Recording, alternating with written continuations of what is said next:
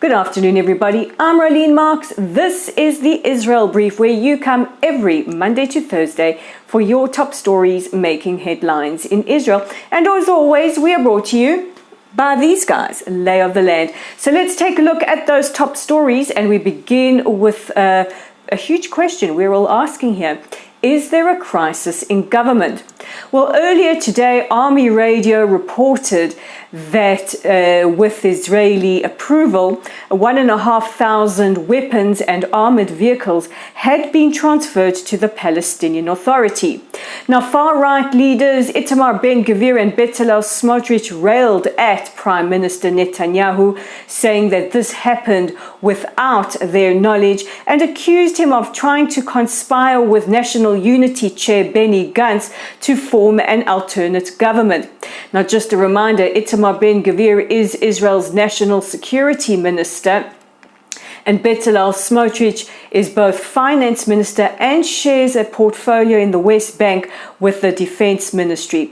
Now, the defense ministry denied any transfer of weapons, and Prime Minister Netanyahu blamed the previous administration, the Lapid and Bennett government, for transferring the vehicles. Meanwhile, earlier today as well, Itamar Ben-Gvir said to Prime Minister Netanyahu, who has cautioned him against clamping down or increasing restrictions on prisoners in Israel's jails, he said, "What was the point in forming a government if we can't impose further restrictions?" And speaking of the Prime Minister, he is due to meet with Ukrainian President Volodymyr Zelensky on the sidelines of the UNGA next week. We call it the annual Super Bowl. That is when we gear up to watch all the world's leaders take to the UNGA stage and address the world. And we call it the Super Bowl because there are several leaders who we watch every single word they say. Who are they, you ask? Well, I'll tell you. It's, of course, our Prime Minister Netanyahu, the President of the United States, Joe Biden, Mahmoud Abbas, the Palestinian Authority chairperson, and the President of Iran, Ibrahim Raisi.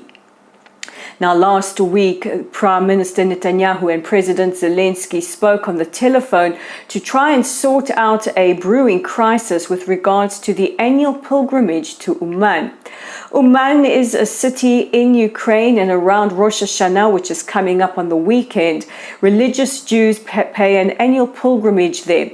Now, the Ukrainians have threatened to close borders to Israelis, they say, in retaliation for threats by the Israeli government to deport Ukrainians. The Israeli government denied any plans to deport anyone. Meanwhile, on Sunday at his cabinet meeting, the Prime Minister said that he would caution Israelis going to Uman. He says, God hasn't always protected Jews in Ukraine. So we will be watching over the weekend to see what happens. Israel's Foreign Minister Eli Cohen is set to visit the United Arab Emirates on the 22nd of October. This will be the Foreign Minister's first visit to the United Arab Emirates and a second to an Abrahamic Accords partner. He visited Ukraine just a couple of months ago. And while we're on the subject of the Abraham Accords, a subject many of us are passionate about, we celebrate 3 years since its historic signing. Now, young Israelis, Bahrainis, Emiratis have gathered in the United States to celebrate, and as part of this, they will be meeting with representatives from the White House, the Senate, the Congress, and the US State Department. Let's increase that circle of peace.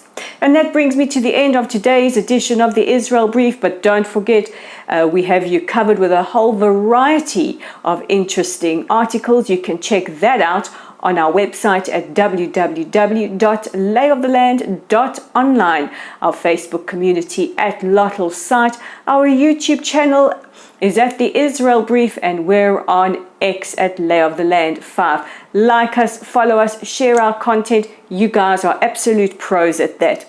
And that brings me to the end of our broadcast, and all that remains for me is to say I'm Rolene Marks. This is the Israel Brief. Thanks for watching, and I'll see you tomorrow.